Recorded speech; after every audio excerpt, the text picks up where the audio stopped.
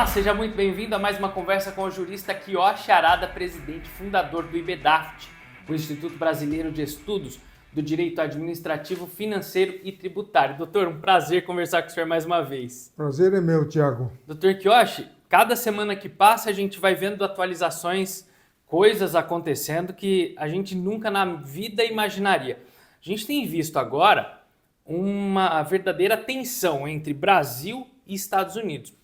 Donald Trump, por exemplo, cancelou os vistos dos ministros Alexandre de Moraes, entre outros, Barroso, e autorizou a transferência, do visto temporário do Eduardo Bolsonaro para permanente lá nos Estados Unidos, para que ele possa ficar lá com a família.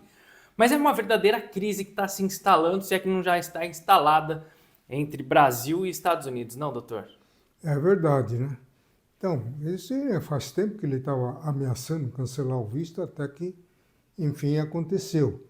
Ele cancelou o visto de 8 ministros, com exceção do Nunes Marques e que chama André Mendonça. E do Fux Não, também. Todos os outros foram cancelados.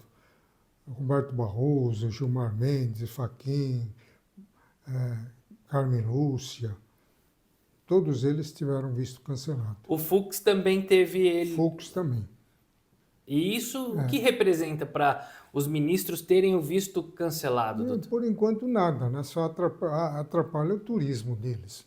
Mas se ele prosseguir com outro tipo de sanções, como ele está ameaçando, aí vai ter um problema diplomático. Porque se ele aplica aí a lei Magnificat, que é possível, mas pouco provável, né? Porque aí, se ele atinge com essa lei 8 dos integrantes do Supremo Tribunal Federal, é claro que vai dificultar o exercício jurisdicional desses 8 ministros. E aí, embora a punição seja de natureza pessoal, à medida que pega 8 integrantes do Supremo Tribunal Federal, não há como separar a pessoa física da instituição Supremo Tribunal Federal. Então estaria havendo aí uma interferência indevida na soberania brasileira, né? Doutor Kiyoshi, isso tudo pode estar acontecendo e a gente tem visto isso sendo amplamente divulgado em função do que o presidente dos Estados Unidos, Donald Trump, chama de caça às bruxas aqui no Brasil, que estão fazendo com o ex-presidente Jair Bolsonaro. É exatamente essa a relação que a gente tem observado nessa tensão toda? Segundo a declaração do Trump, seria uma das principais razões seria essa que você acabou de falar, caça às bruxas. Ou seja, uma perseguição política do ex-presidente Jair Bolsonaro para tirá-lo do páreo nas disputas de 2026. Né?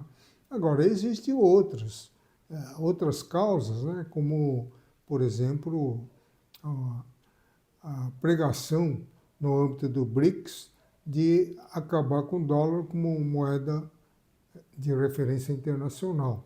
Né?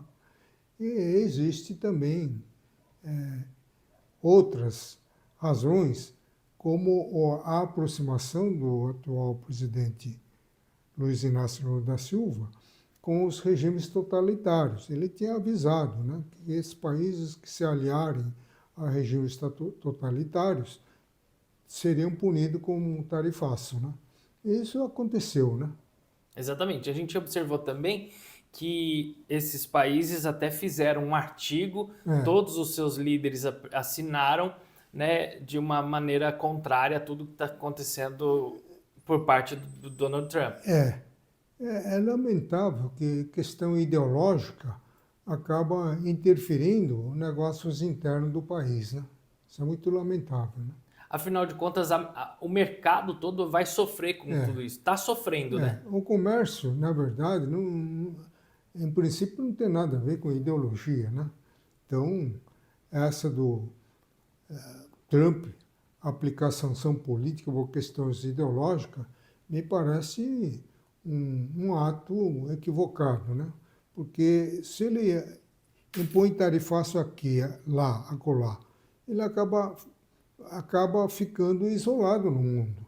Se todos os países sancionados pelo tarifaço se unirem para excluir o comércio com os Estados Unidos, aí adeus dólar, né? O dólar vai embora, né? Porque foi o mercado que instituiu o dólar, né? Aliás, eu acho que essa situação já está se refletindo na queda de dólar aqui no Brasil. Houve uma pequena queda, né? Sim. Doutor Kiyoshi, agora, aconteceu recentemente o ex-presidente da República, Jair Bolsonaro, teve a casa dele acessada por policiais federais em cumprimento a mandados de busca e apreensão. Apreenderam até um pendrive, que a princípio agora já veio até uma informação de que havia nada relevante dentro do pendrive, mas o ex-presidente Bolsonaro agora precisa cumprir medidas cautelares, não é? E como que o senhor avalia essa situação? Nada acontece por acaso, né? Ele andava dando entrevistas, né? Como que aplaudindo o tarifaço, né? Que é uma medida contra o Brasil, assim como o filho dele, lá, o Eduardo Bolsonaro, ele estava apoiando a medida punitiva contra o Brasil, né? Eu que acho uma atitude equivocada, porque antes de mais nada, ele é um deputado federal do Brasil, né? Então, simpatizar-se com uma medida drástica contra o Brasil fica um discurso meio equivocado, né?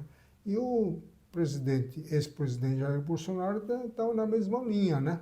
Então ele estava combatendo esse tarifaço e pregando aquela linha de raciocínio inicialmente sustentada pelo governador Tarcísio, né? Que ele seria um bom intermediário para amainar, para acabar com esse tarifaço. Então, ele dava sinais indicativos de que ele sendo colocado a salvo desse processo, que a tarifa voltaria a ser normal, né? Então, houve motivação para esse decreto do ministro Alexandre de Moraes, mas, em todo caso, houve também um excesso, no meu entender, né? Porque deixar de proibir a comunicação com o próprio filho, comunicar com agentes estrangeiros, não se aproximar das imediações das embaixadas do consulado, tudo isso me pareceu uma medida extremada, né? Doutor, é possível dizer então que há excessos dos dois lados? Sim, o ex-presidente Bolsonaro, ele deu a oportunidade para o ministro Alexandre de Moraes agir, né? Ele agiu dentro daquilo que ele julga ser da sua competência. Agora, na opinião do senhor, doutor Kiyoshi, uma tensão aí política, social, econômica com os Estados Unidos é uma briga muito difícil, não? É uma briga difícil. E o problema maior desse tarifaço é que ele, de certa forma, veio para pressionar a anistia. Eu acho que dá um efeito bumerangue, um efeito contrário, porque o Congresso não ia se sentir à vontade para discutir a anistia sob pressão, entendeu? Nosso Congresso, nesse particular, é muito independente, né? Não admite ingerência de potência estrangeira. Então, eu acho que fechou de vez a porta da anistia, né? É possível que tenha colocado lá uma pá de cal por cima? Puxa vida. E agora, como que vai se desenrolar esse diálogo, doutor Kiyoshi? Também, né? Está aí o Alckmin, o Alcalumbi e o Hugo Mota está tentando intermediar, mas só que ele está com um discurso errado. Ele está dizendo que a balança comercial é favorável aos Estados Unidos, então ele não vê motivo para esse tarifaço. Do ponto de vista do balanço de pagamento, tudo bem, mas o próprio Trump já adiantou indiretamente e agora numa linguagem direta. Não é balanço de pagamento. O problema é político, é aquilo que eles chamam de caça às bruxas, né? Uma perseguição política em cima do ex-presidente Jair Bolsonaro, que, no entender do Trump, seria o maior representante da democracia na América Latina. Sim. Doutor Kiyoshi, além dessa política internacional, temos enfrentado problemas relacionados ao IOF, o Imposto sobre Operações Financeiras, porque ainda continua sofrendo aí reflexos de um decreto mal feito, não? Vamos dizer assim, doutor? Só que os atores envolvidos, parlamentares, o ministro, articulistas que dão entrevista na live, todos eles estão fazendo um discurso totalmente equivocado, né? No meu entender. A Constituição Federal é claríssima, de uma clareza lapidar. No artigo 153, parágrafo único, diz que o Poder Executivo poderá alterar as alíquotas do IOF segundo os parâmetros fixados pela lei. E essa lei é a Lei 8.894, de 1994, que dá os limites e condições em que o Executivo pode alterar as suas alíquotas.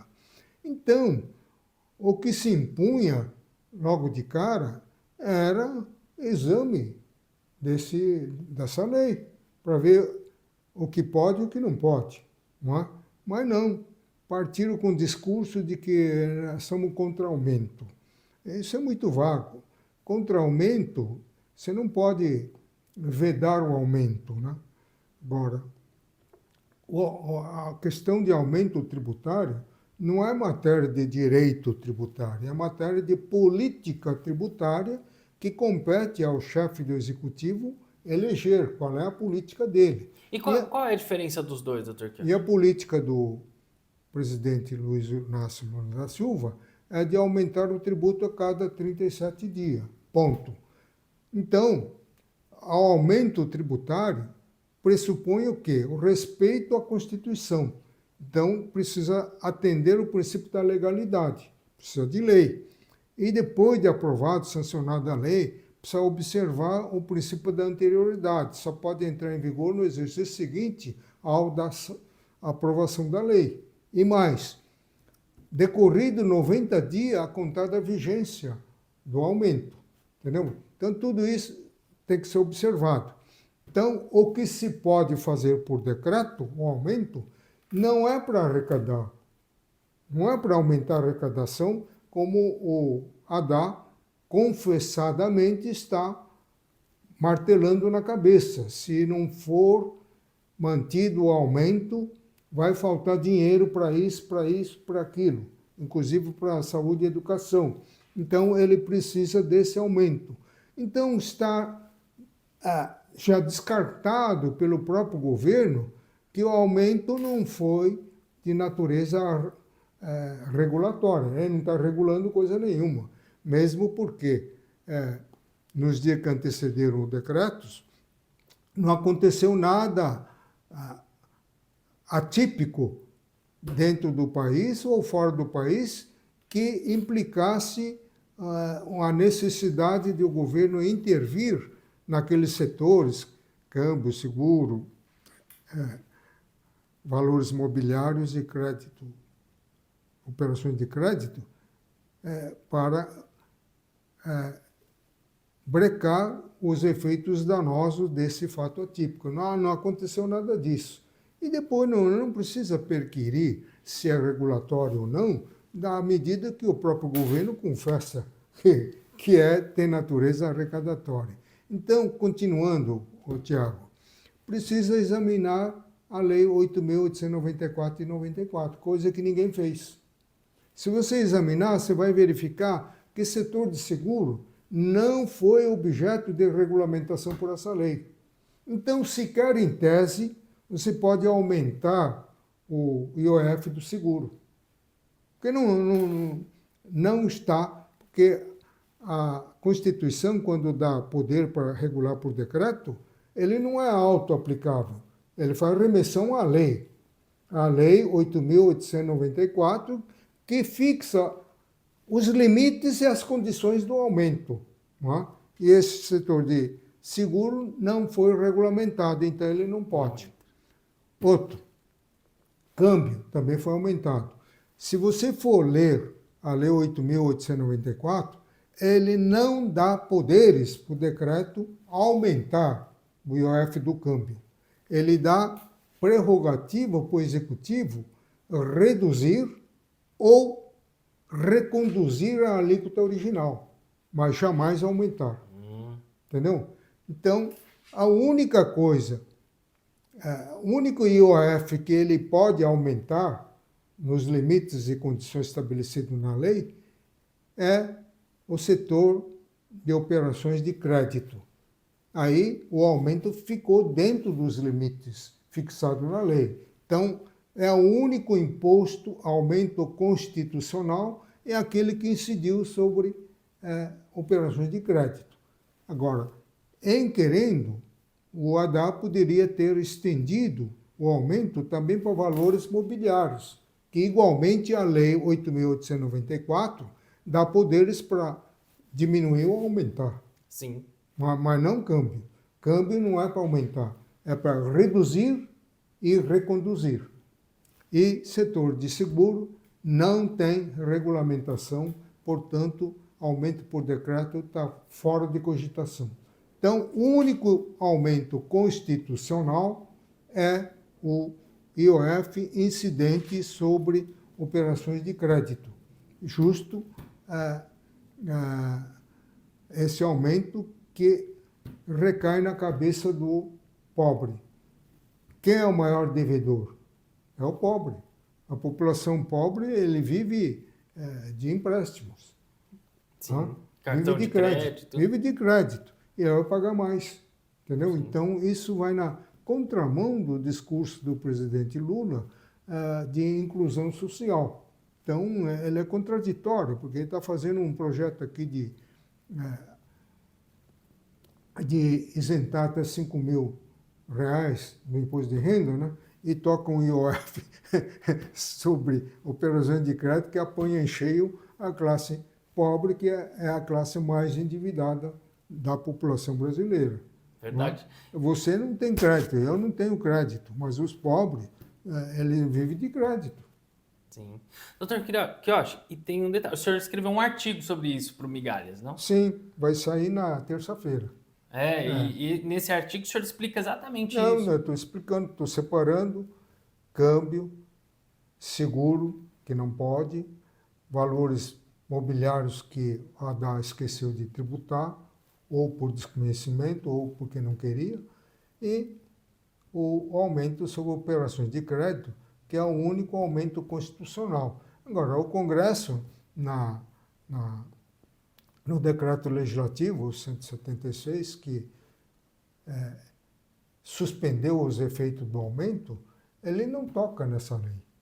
Ele simplesmente diz que o Congresso não aceita mais aumento. Pô, mas isso é muito vago.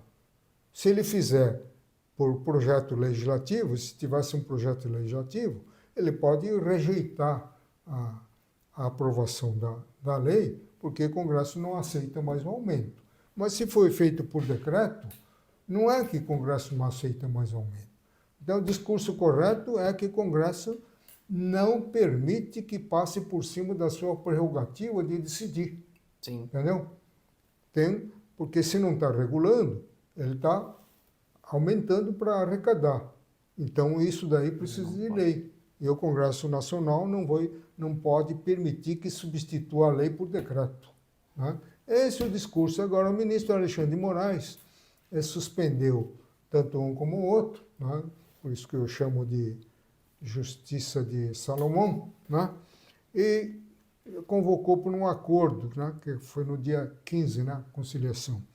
Nem o governo, nem o Congresso quis fazer acordo. Então, ele decidiu que é válido o IF e o OF, com exceção de uma parcela que incide sobre uma operação determinada. Então, ele validou praticamente quase a totalidade do IOF. Ele não entrou no exame da Lei 8.894, o que ao meu ver, é muito grave. Não é? Se a Constituição manda determinar, observar determinação legal, e essa determinação legal está contida na Lei 8.894, me parece que qualquer estudante de direito sabe que precisa examinar a lei. Não é? E como é que ele vai decidindo sem saber o que diz a lei? Não é? Então, se examinasse a lei, ele teria que descartar o aumento sobre seguro, porque não está abrangido nessa lei. E como isso pode ser, vamos dizer assim, revogado, se é que pode? Não, isso daí compete ao plenário. Agora, o plenário, se fechar os olhos à Lei 8.894, por isso que esse programa é importante, vai acabar referendando a decisão monocrática do ministro Alexandre de Moraes. Né? Então, se isso acontecer, será uma decisão política, não uma decisão jurídica. Porque 99% dos casos de embate entre contribuinte e o fisco, e que a Corte, tanto o Supremo como o Superior Tribunal de Justiça, dão um ganho de causa para o Estado, é a motivação política, a necessidade de arrumar recursos para sustentar os gastos. Né? Sim. Mas só que isso, no meu modesto entender, não é motivo de preocupação do judiciário. Porque o judiciário é um poder que age provocadamente e age no passado. Aconteceu alguma coisa, alguém entrou com ação na justiça, então a justiça decide. Ele não decide com vistas ao futuro. Se eu barrar esse aumento, vai faltar isso, vai faltar aquilo, a população vai se lascar, entendeu? Esse tipo de raciocínio, no meu entender, não cabe ao judiciário. Sim. Porque o judiciário é um poder independente e autônomo que age dentro das regras constitucionais. Não lhe cabe a missão de traçar a política tributária ou missão de achar o que é bom, o que é ruim para a sociedade. É verdade. Então, ele tem que decidir a lei que é ruim e a lei que é boa em termos constitucionais. Né? É isso que ele tem que decidir. Mas, Sim. infelizmente, parece que essa ignorância da Lei 8.894 parece ser proposital. Porque se você entrar nessa análise, e o Congresso se omitiu, em vez de devia ter invocado essa lei para barrar o aumento, mas não fez. Então, o Congresso, em parte, também tem sua culpa para que o Judiciário tivesse tomado a decisão que tomou. Sim. Né? Porque se o Congresso tivesse dito, eu estou barrando, primeiramente porque o IOF do seguro não tem embasamento legal. Ponto. Quanto ao câmbio, estou barrando porque a lei que fixa limite e condições não autoriza aumento, autoriza redução e autoriza recondução da alíquota original. Se ele tivesse colocado isso, o ministro Alexandre de Moraes não tinha como deixar de apreciar, entendeu? Então, ele teria que apreciar, mas não. Como o Congresso omitiu, não sei por falta de conhecimento ou por falta de vontade política, né? Deixar a coisa assim no ar, entendeu? Sei lá. Porque aqui está me parecendo que esse decreto foi feito para gerar polêmica mesmo, né? Para fazer Que barulho. não fundamentou, né? Devia ter fundamentado, né? Sim. Agora, dizer que eu estou barrando porque não quero aumento, peraí. Não. Aumentar é prerrogativa do do chefe de governo, chefe de Estado. Só que o aumento tem que ser feito através de projeto legislativo, menos o aumento para regular o imposto. Aí só pode regular valores mobiliários e operação de crédito. Câmbio não é para regular, é para reduzir e reconduzir, não é para aumentar. Sim. E operação de seguro, nada. Nada. Entendeu? Sim. A gente vai fazer agora uma rápida pausa, mas você fique aí que a gente volta já. Na Biconte, transformamos a forma como você gerencia seu negócio. Somos especialistas em contabilidade digital, 100% online, atendendo empresas de todos os tamanhos em todo o Brasil. Com soluções completas e integradas, como emissão de notas fiscais, controle de estoque e gestão financeira, facilitamos sua rotina e impulsionamos o seu crescimento. Deixe a burocracia com a gente. Foque no que realmente importa. Fazer seu negócio crescer. Biconte, a contabilidade digital feita para você. Abertura de CNPJ, gratuita para novos clientes do plano digital. Conheça mais em biconte.com.br ou fale conosco pelo nosso WhatsApp 19 3271 6991.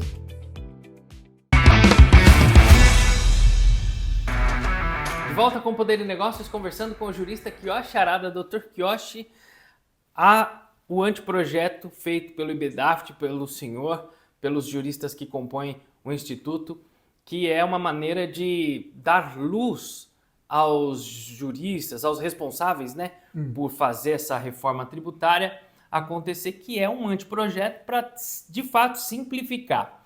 Agora, hoje, se a gente fosse avaliar todos os problemas da reforma tributária como ela está sendo colocada, talvez o maior problema, um dos piores, seria a implementação do comitê gestor, que já nos traz endividamento para os municípios e também a falta de representantes dos mais de 5 mil municípios que a gente tem no país, não? É verdade.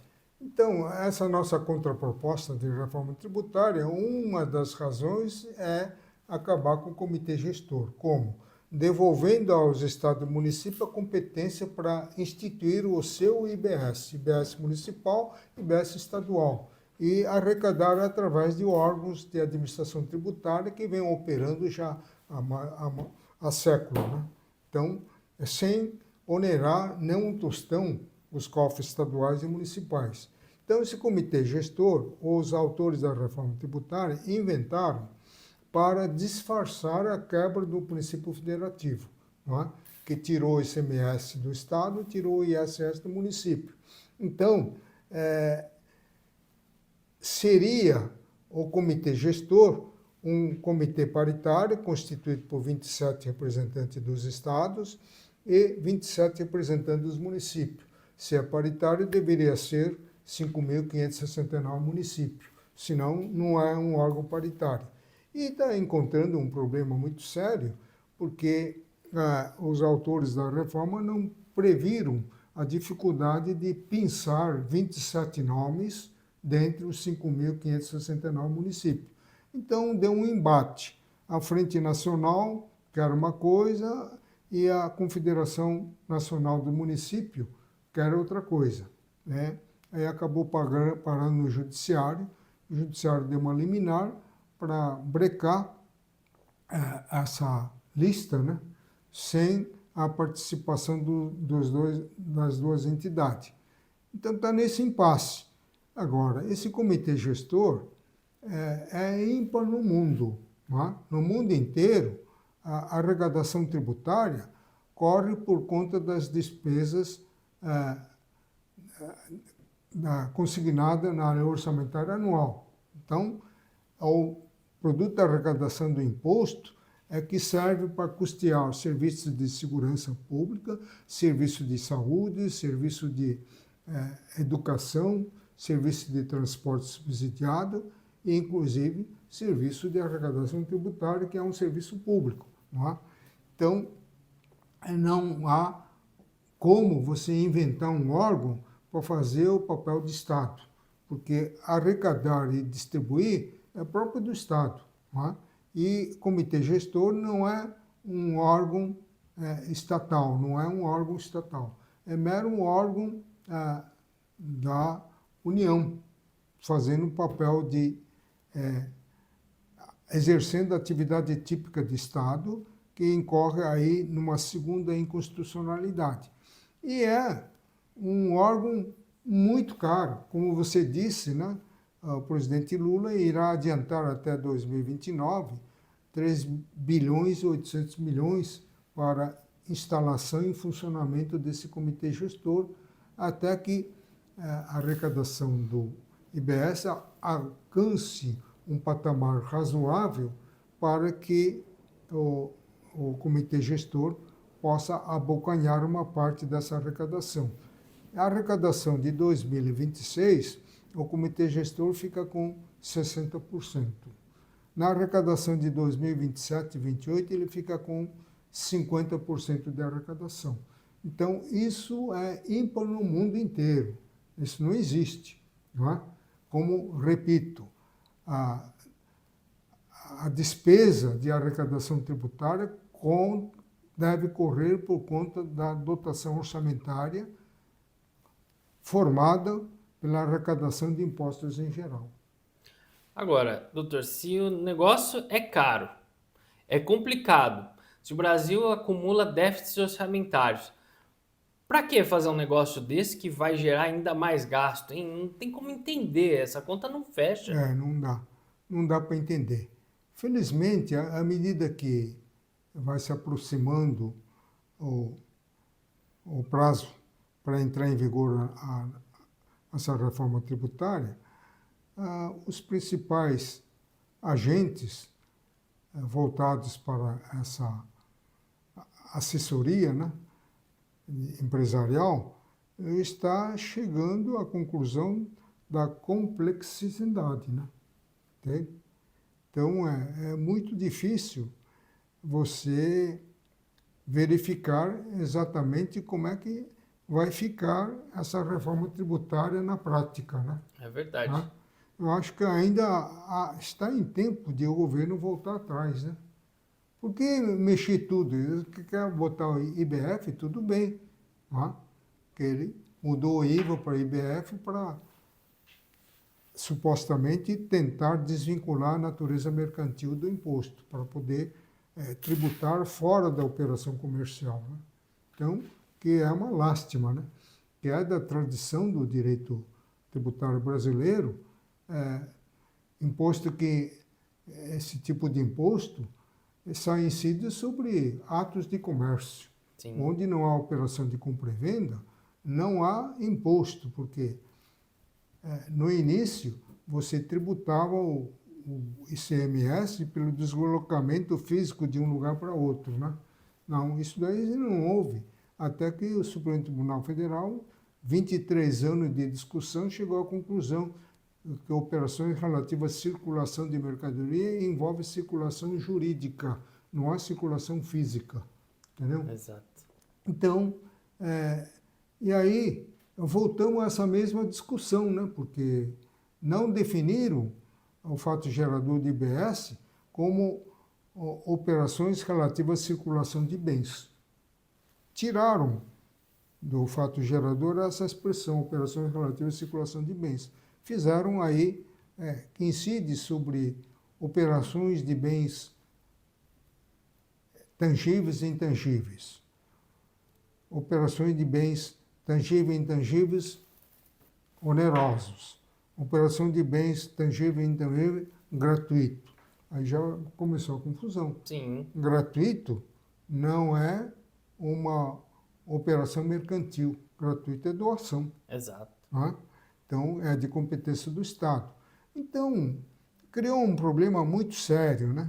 Tanto é que o Superior Tribunal de Justiça já fez um levantamento da complexidade da legislação e que vai simplesmente triplicar o litígio. Agora, o Tribunal de Justiça do Estado de São Paulo acaba de publicar um grupo de estudos do âmbito do tribunal, levantando vários aspectos dessa reforma tributária. O primeiro aspecto é a inconstitucionalidade pela quebra do Pacto Federativo. Está tirando tributos pertencentes aos estados e municípios. Né? E segundo ponto é a complexidade, aumento de litígio tributário. Então, o tribunal está propenso a implantar uma vara específica só para lidar com a questão do IBS. E no âmbito do tribunal também uma câmara específica composta de desembargadores versados no assunto, né, se é que tem, né, para cuidar desse assunto, para não contaminar o resto do processo. Então ainda existe um fiozinho de esperança. Vamos ver, né? Agora, o próprio tribunal levantou a existência da inconstitucionalidade. No primeiro caso concreto, eu acho que o tribunal vai dar na cabeça, né? Vai dizer que o imposto é inconstitucional. Exato. Entendeu? Então, agora, falta alguém provocar nesse sentido. O primeiro contribuinte que for tributado, ele tem que ingressar com uma ação alegando inconstitucionalidade. Entendeu? Agora, não sei se a nossa classe jurídica fará isso, né? Porque muita gente aí está gostando dessa reforma tributária, porque vai render bastante clientela, né? Todo mundo vai se perder nessa coisa toda. E, aliás, falando nisso, esse tarifaço do Trump está movimentando desde já setores da advocacia empresarial. Então, porque vai trazer uma série de consequências de natureza jurídica para os tributaristas destrincharem. Não é? Você sabe, por exemplo, que o setor agrícola, eles vendem antecipadamente a produção. Então, o banco financia, ele vende, por exemplo, para os Estados Unidos, a safra inteira. Então, compra para entrega futura. Agora, vem um tarifaço, o que pode acontecer? O comprador lá nos Estados Unidos cancelar o contrato. Falei, não quero mais, porque está custando 50% a mais. Né? E aí ele tem desculpa de cancelar esse contrato, porque no Brasil vige aquele princípio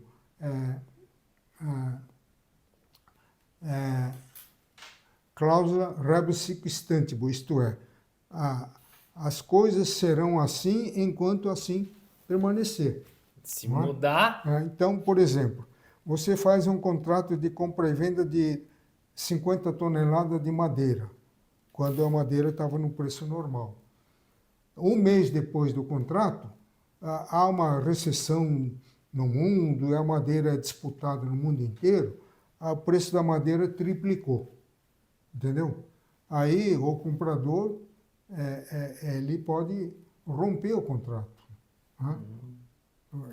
Porque mudadas as condições do contrato, o contrato tem que ser revisto, entendeu? Então, vários casos de cancelamento de contrato de compra de bens para entrega futura certamente acontecerão. O que prejudicará demais a nossa economia. Prejudica demais, entendeu? Mas aí, o que vai acontecer com o produtor? O produtor vai morrer com a safra, que ninguém quer comprar, e vai ter que pagar a dívida que ele contraiu. Se não fosse o tarifaço, aquela dívida contraída seria amortizado com a exportação. Exato. Eu mando a mercadoria lá para os Estados Unidos e lá eles me pagam, aí eu quito o banco. Mas não, ele vai ficar comigo na mão. Ficar com a dívida. Além de ficar com uma mercadoria de difícil redirecionamento, né? Não sei se o banco vai esperar o cara encontrar um novo comprador lá para vender, entendeu? Então, você vê que traz todos esses problemas, né? Exatamente. Dr. Kiyoshi, muito obrigado, viu, por esse bate-papo bem legal e interessante para que as pessoas fiquem por dentro do que está acontecendo. Tá bom. E Até a próxima. E você que acompanhou o Poder e Negócio de hoje, muito obrigado pela sua companhia. Fique sempre conectado com a gente. Entrevistas com o Dr. Kiyoshi, elas são instrumentos que nos levam a conhecer muito mais os nossos direitos e saber o que está acontecendo no nosso país. Eu convido você a nos seguir aqui no YouTube, pode se inscrever, ativa o sininho para receber sempre as notificações, pode deixar o seu comentário também, a sugestão de pergunta para o Dr. Kiyoshi Arada. Eu te agradeço e te espero no próximo encontro. Até lá!